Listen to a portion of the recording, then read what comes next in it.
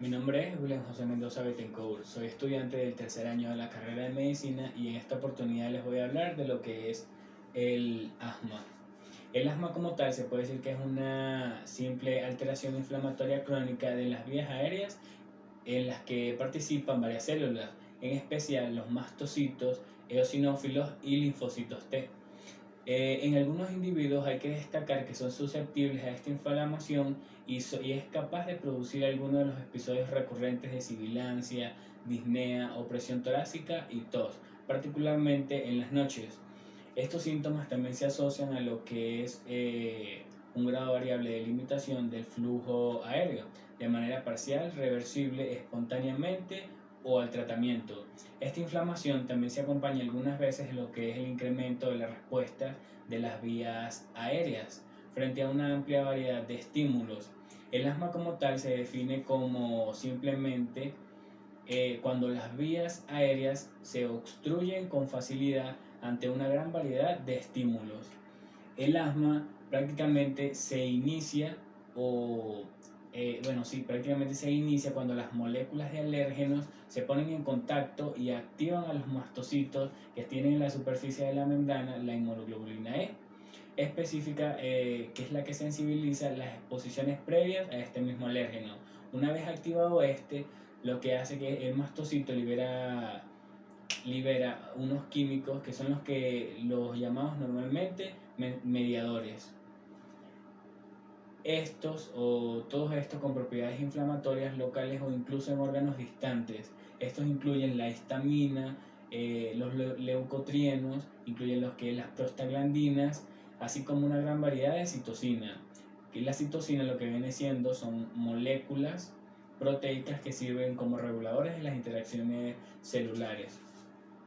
En el diagnóstico del asma, este viene dado por varias partes, pero lo importante de esto es que se fundamenta con lo que es la historia clínica, los datos de la exposición, de la exploración funcional, respiratoria y la información que nos brindan las pruebas cutáneas alérgicas. En primer lugar tenemos lo que es la historia clínica. Esta lo que hace es fundamental el diagnóstico porque aquí es donde se recogen los antecedentes de los episodios agudos o las crisis recurrentes de lo que es sibilancias, disnea, tos nocturna y, y otros síntomas. Además, se dicen que estos síntomas en algunas oportunidades pueden desaparecer de forma espontánea en una crisis ligera, incluso sin tratamiento. Asimismo, es importante mencionar que estos antecedentes patológicos familiares del asma bronquial u otra enfermedad alérgica también se atribuyen a lo que es la conjuntivitis, la rinitis o incluso la dermatitis atópica y otras. Tenemos lo que es el examen físico. En el examen físico lo que nos vamos a encontrar es lo que es las sibilancias, utilización de los músculos, de accesorios respiratorios, existencia de cianosis, taquicardia, taquipnea, que estos son elementos más que todo de la gravedad de la agudización. Asimismo, estos cambios inflamatorios ocurren en el asma y estos pueden aparecer de forma brusca o de forma lenta y continua. Cuando se hace de forma brusca se le llama asma aguda. Cuando aparece de forma lenta o continua se le denomina asma crónica. Cuando ocurren de forma brusca se le denomina ataque o crisis aguda asmática. En lo que es la exploración funcional respiratoria, aquí es muy importante nombrarla porque es donde se hace el diagnóstico del seguimiento, pronóstico y terapéutica, o normalmente lo que se le puede conocer como el tratamiento. Esta lo que hace es permitir evaluar las dos características muy típicas del asma. En primer lugar tenemos lo que es la reversibilidad y en segundo lugar tenemos lo que es la variabilidad. Por último tenemos lo que es las pruebas alérgicas. Estas pruebas alérgicas cutáneas son de hipersensibilidad inmediata, tales como la técnica de Prick. Esta lo que hace es un simple test donde se utilizan los alérgenos habituales del medio y aquí es donde se comprueban los datos para interpretarlos de acuerdo a los elementos recogidos en la historia clínica dicha anteriormente. Los exámenes de laboratorio que se deben realizar para comprobar el diagnóstico del asma son los siguientes. En primer lugar tenemos lo que es la cuantificación de la inmunoglobulina E específica por la técnica del RAS. También podemos hacer un hemograma con su fórmula leucocitaria, donde podemos encontrar el aumento de los eosinófilos en periferia. En otra parte podemos hacer lo que es un recuento absoluto de eosinófilos y se busca la técnica de donde han ido aumentando, y también podemos hacer lo que es una eosinofilia del estudio de lavado bronquial y esputos, o hacer ambas al mismo tiempo. En el caso de rayos X de tórax, esta se hace simplemente para descartar otras afecciones y evaluar la presencia de complicaciones. Cuando se mandan a hacer rayos X de los senos paranasales, simplemente lo que nos hace es descartar sinusopatías y pólipos nasales. En el caso de rayos X de esófago y estómago, esto es muy importante, pero porque también se utilizan para desechar sospechas de hernias de hiato con reflujo. Cuando hacemos un diagnóstico diferencial, es más que todo que el asma es una entidad clínica muy fácil de reconocer, pero en algunos casos es muy importante saber la especificidad de los síntomas, porque esto nos permite descartar un grupo de enfermedades diferenciales. Entonces aquí es donde buscamos abordar mejor esta entidad.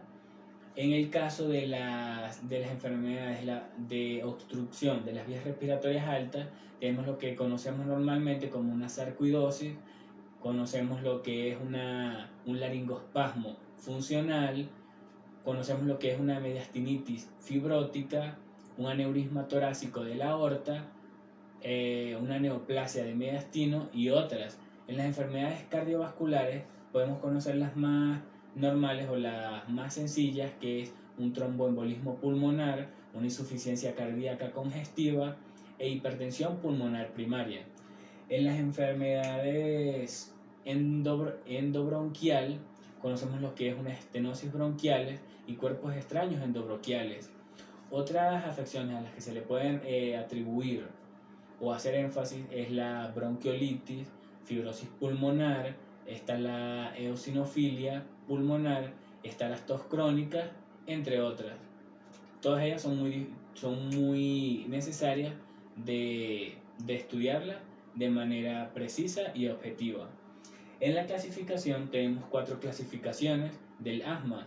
La primera que tenemos es el asma leve intermitente. Aquí lo que un paciente puede sentir son los síntomas intermitentes cortos, menos de 2 veces por semana. Presenta síntomas nocturnos cortos, menos de 2 veces al mes. Y el paciente viene siendo prácticamente asintomático entre uno y otro episodio. Cuando hablamos de un asma leve persistente, nos referimos a que el paciente va a tener síntomas persistentes más de 2 veces por semana. Los síntomas se alteran con la actividad diaria y el sueño. Los síntomas nocturnos van de más de 2 veces por mes. Cuando hablamos de un asma moderada persistente, nos referimos a que el paciente va a tener síntomas diarios persistentes. Los síntomas se alteran con la actividad diaria y el sueño, y prácticamente no va a tener síntomas nocturnos más de una vez por semana. Y está en la cuarta, que es el asma severa persistente, que esta más que todo nos dice que los síntomas van a ser siempre permanentes o persistentes. Los episodios son agudos y muy frecuentes, e incluso los síntomas nocturnos también son muy frecuentes, y la actividad física es demasiado limitada.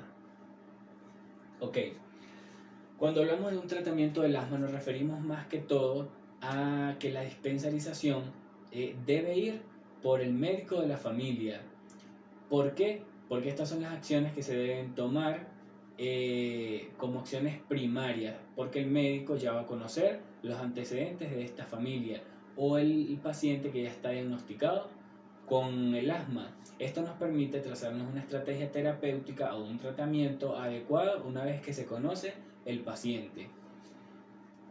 Los objetivos del tratamiento del asma vienen dados por En primer lugar, lo que sería más común es disminuir la morbilidad y suprimir las muertes causadas por el asma, disminuir los síntomas y alcanzar una máxima calidad de vida, mantener una función pulmonar normal y estar cerca de los valores normales, o prevenir tal vez las agudizaciones de la enfermedad, o prevenir también los efectos secundarios de los medicamentos con el empleo de la cantidad menor de fármacos y las dosis más bajas posible para que el paciente tenga una mejor calidad de vida. En las estrategias terapéuticas tenemos que esto se basa en varias medidas preventivas y el tratamiento farmacológico. Las medidas preventivas más que todo vienen siendo lo que es la educación del paciente y la familia. Más que todo cuando el paciente es diagnosticado, que él conozca la enfermedad y se vaya adaptando al tratamiento que se le puede poner. Está lo que es el control ambiental. La persona con el asma ya tiene que mantener alejado o limpio el área donde vive, libre de ácaros, hongos, tabaquismo, combustible y otros. Más que todo también debe evitar lo que es la ingesta de alimentos que se relacionan con las crisis del asma, como lo es el chocolate, los mariscos o conservas y alimentos que contengan sulfitos.